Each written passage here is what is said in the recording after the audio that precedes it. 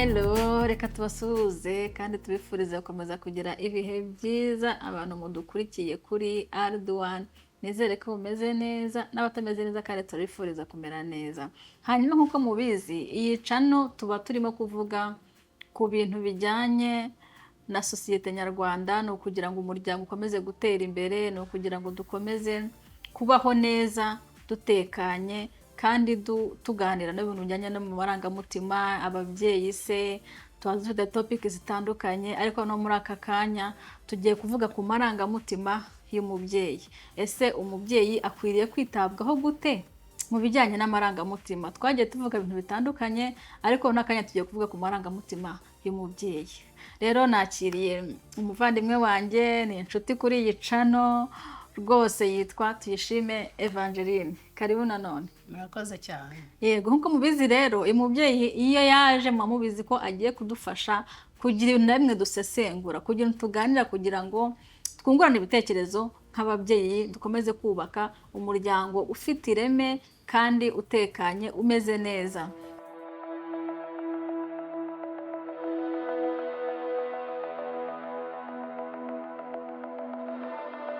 Hanyuma Evangeline, ndashaka kubaza iki kibazo.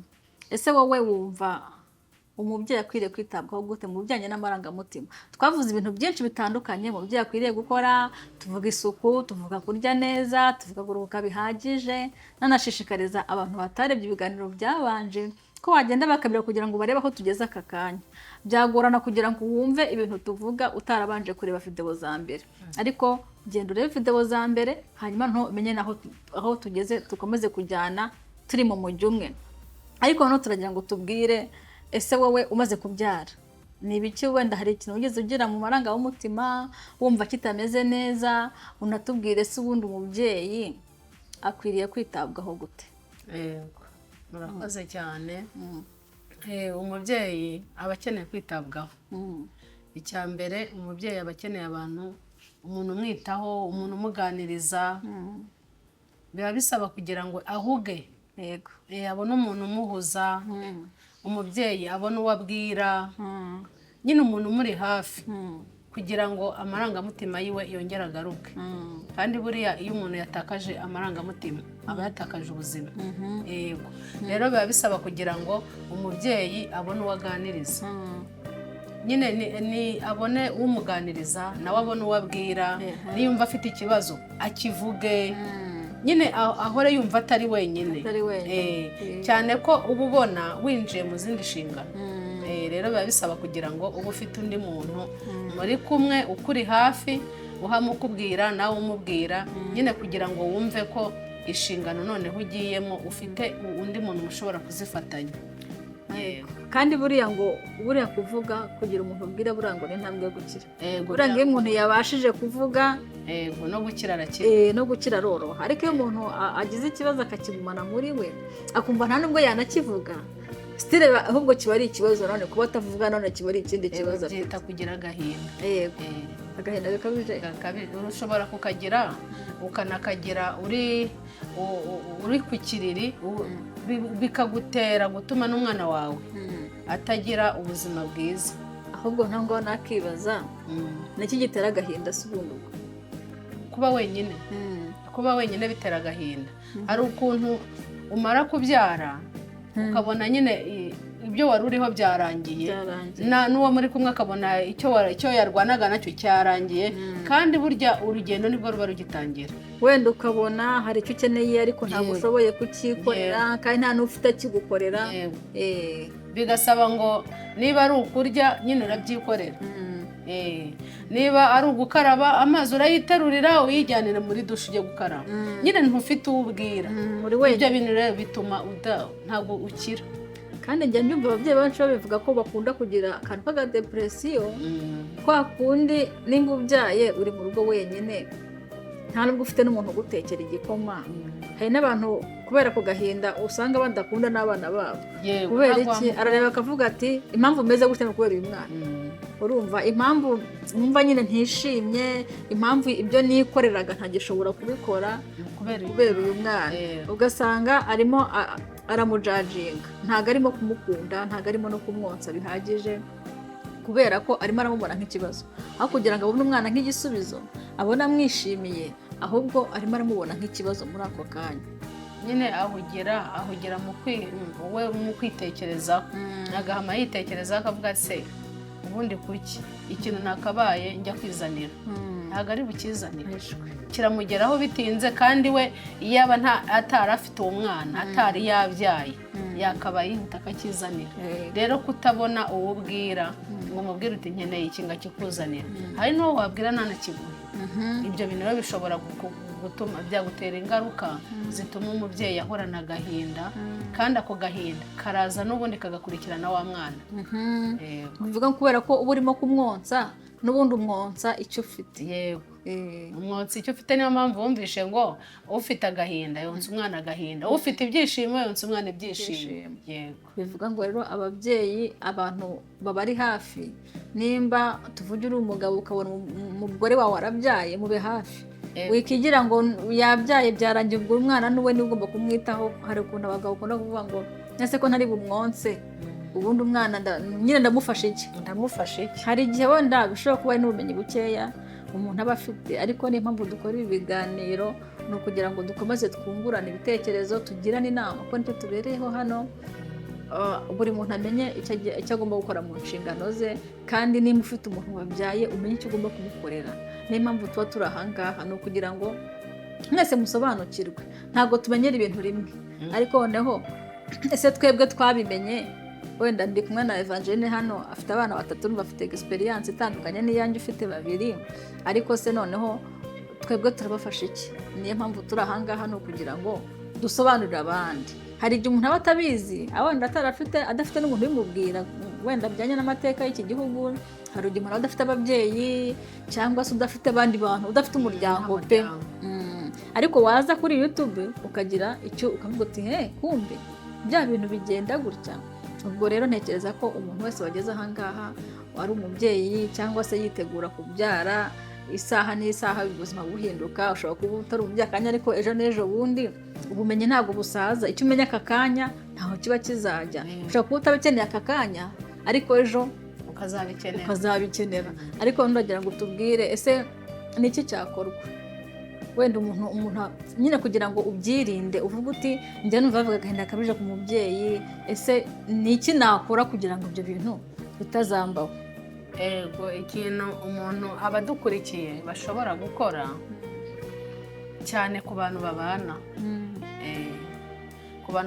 umugore n'umugabo, hari igihe ubyara udafite n'ubwo bushobozi bwo kuba wagira n'umukozi ngo namutume nzanira amazi gira.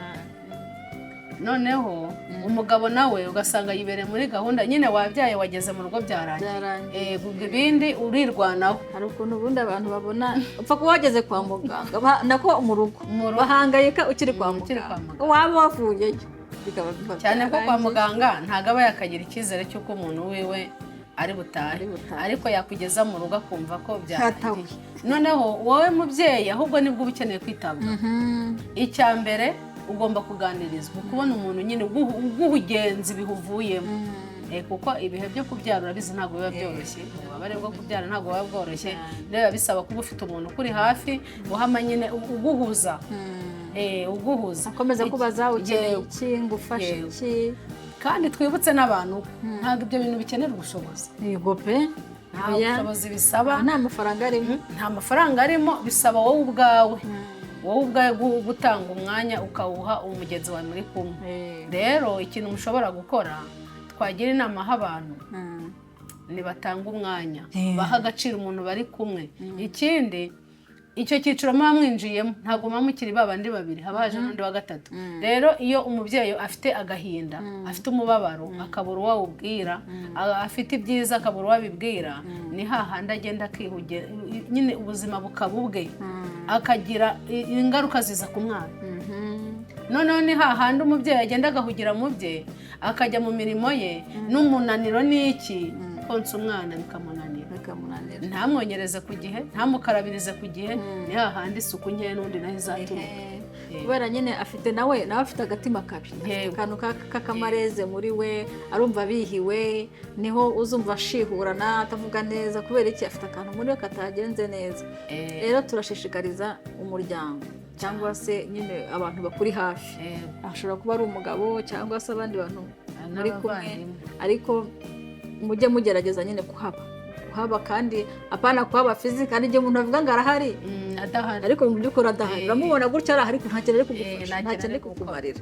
Rero abantu bari hafi y'ababyeyi mugerageze kubafasha kandi mu buryo bukwiriye. Hanyuma Evangeline, hari igihe nk'umubyeyi abyara, cyane cyane ndavuga nk'umuntu ubyaye bwa mbere utarabimenyera, kwa kundi ibintu byose bikwituraho ukabona ni bishyashya, noneho akajya yumva arananiwe, ariko noneho akimajina ko kuba yarabyaye nyine wenda nimba aruhutse nk'umunsi umwe cyangwa ibiri byarangiye nyine atagomba kuba ananiwe, akumva ko wenda kuba aryamye ari kuvuga se ubu kubera iki ndyamye, wenda abandi barimo gukora nakaba ndimo gukora iki ngiki none ntabwo ndimo kugikora. Ese umunaniro biri normal kuba umuntu yananirwa yarabyaye? Biri normal kuba umuntu nyine kuba uryamye ntabwo wakicira urubanza ngo kubera iki ndyamye abandi barimo gukora?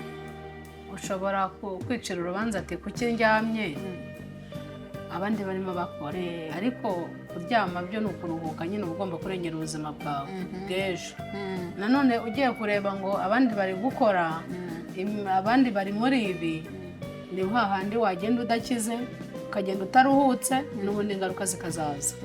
Rero umubyeyi wabyaye biba bisaba kuruhuka, kandi cyane wa mugani umuntu ubyaye bwa mbere, abantu ubyaye bwa mbere no kwigaya no gutinya umugabo arandeba gute, ese ubu ntiyabona ndyamye kandi nakabaye nkora, nka bimwe twavugaga ngo kugira umuntu umuzanira ibyo kurya nyine akamwitaho, ugire ngo ni ubunebwe, ese niyanjyanira amazi muri dushe narayijyaniraga, ese niyankurikira gutyo nyine. Ariko ibyo byose biba ari ukurengera ubuzima bwawe, ugomba kubikora kugira ngo urengere ubuzima bwawe.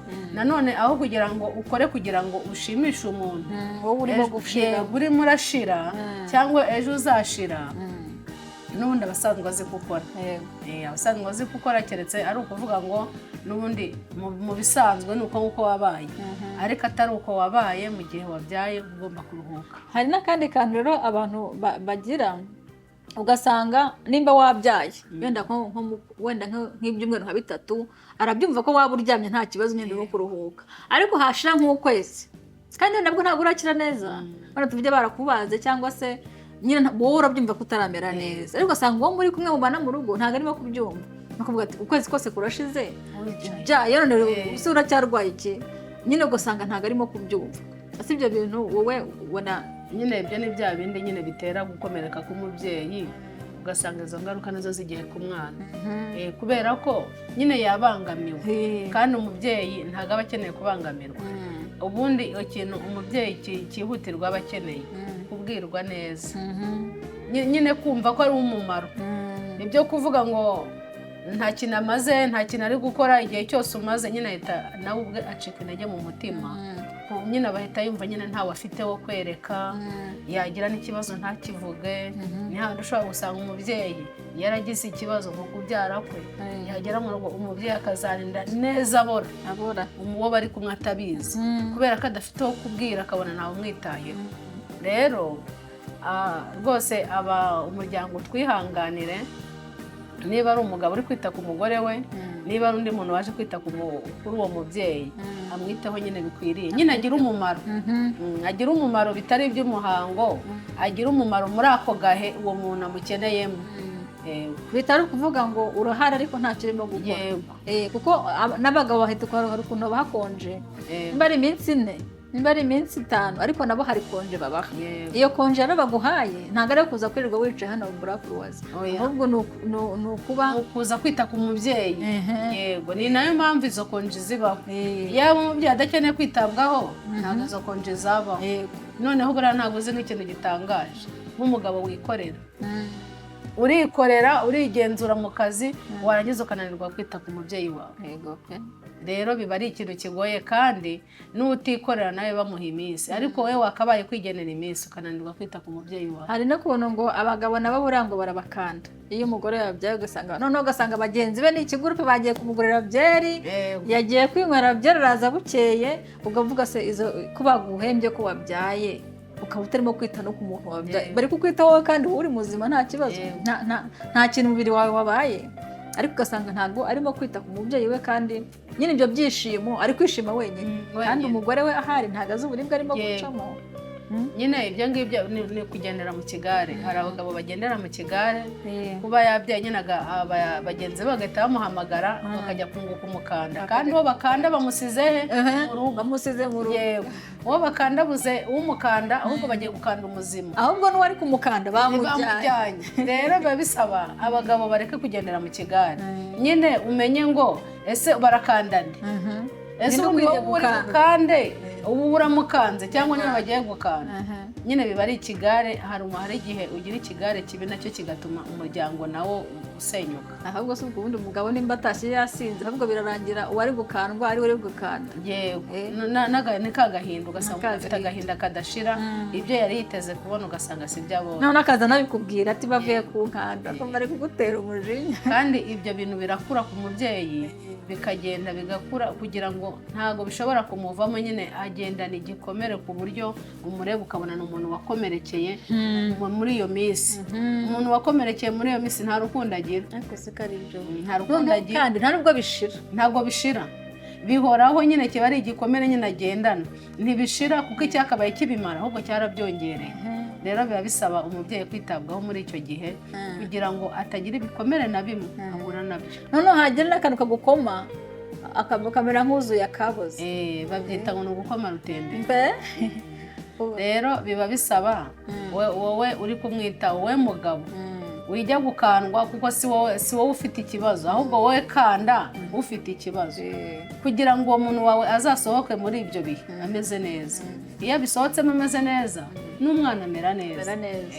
Hari ukuntu ubundi abagabo, wenda tuvuge nimba akenshi hari nk'umuntu ubyara wenda afite nka mama we, mama we akaba ari buza kuhaba, cyangwa se nda nka nyirabukwe, cyangwa se muramukazi we, noneho ugasanga umugabo yatereye iyo, aravuga ati kasita afite umwitaho, barahari, noneho we akamera nk'aho mbese nta kintu bimureba, kuko wabyaye afite barimo kumwitaho, kandi ugasanga nimba uri umubyeyi wenda nka muramukazi we ntabwo uri bumwisanzureho nkuko wakwisanzura ku mugabo wawe. Hari ibyo butinya kumubwira, cyangwa se nyokobukwe aba ari ikindi, hari ibyo utari bumubwire. Rero turasaba abagabo, gerageza nimba hari n'umuntu umubyeyi wawe ari kumwe nawe habe nkawe, nyine umugore wawe abone ko uhari.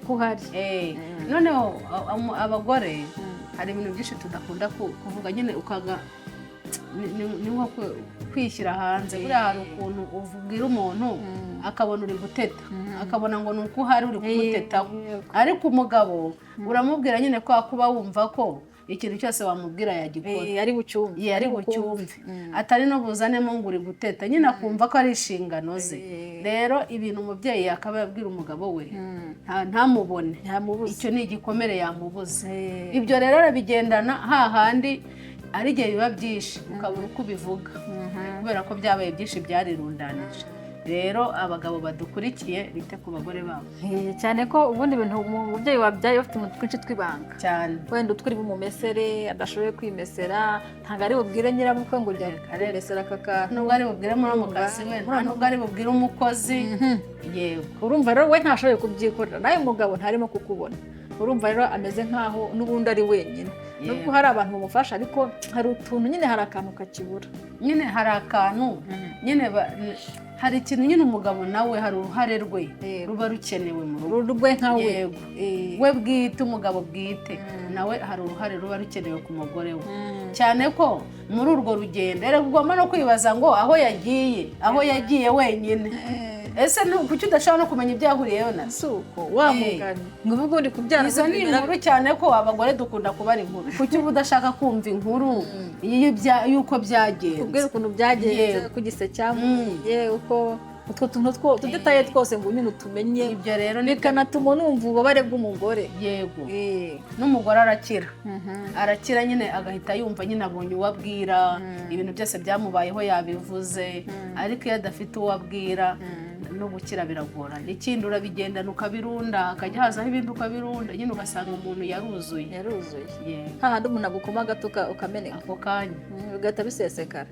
ubwo rero ni ukuvuga ngo abagabo cyane cyane nibo turimo kubwira ko nibo bari hafi y'umubyeyi, ube hafi y'umubyeyi kandi uhabe byuzuye.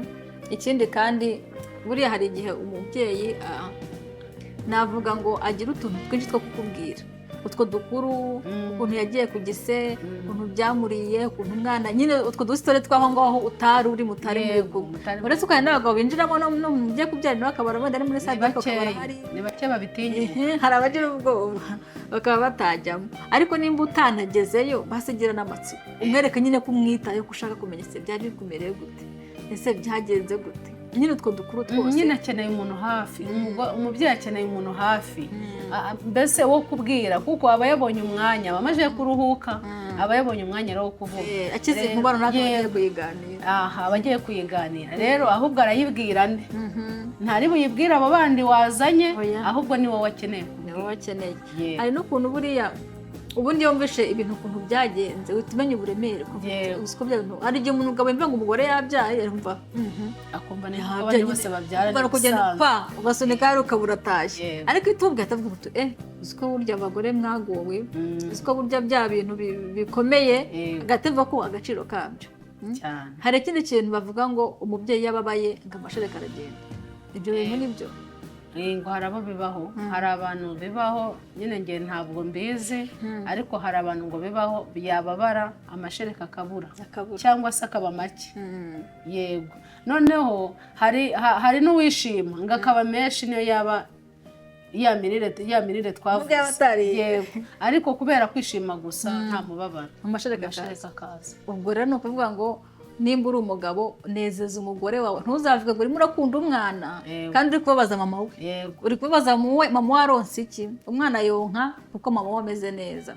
Bajya bavuga ngo nimba ushaka kwita ku bana ita kuri mama we, niba wita kuri mama w'abana na mama wabo bazita ku bana, ntabwo uzita ku bana uzita kuri mama wabo, ahubwo ita kuri mama wabo, hanyuma nawe ibyo byishimo abiha abana. Kuko akenshi ababyeyi niba bari kumwe n'abana, none imbere igihe cyo konka nyine ubwo urumva ni umwana na mama we. Ubwo rero bagabo ibintu byo kuvuga ngo murita ku bagore gusa, nako murita ku bana mutita ku bagore, ahubwo nimwite ku bagore, ibyo byishimo bigere ku bana, bigere no ku muryango wose. Rero mwakoze cyane kudukurikira, nizere ko ibyo tuba twavuze hari icyo muba mwakuyemo, kuko ni impamvu twicaye hano. Rero mutwandikire muri comment, ikindi kandi mukomeze gukora subscribe, like, share, comment zanyu ni ingenzi. Evangeline wakoze cyane. Murakoze cyane. Nizere ko wowe tuba turi kumwe kenshi. Yego, mwakoze cyane kudukurikira rero ikiganiro, naho utaha. Bye bye.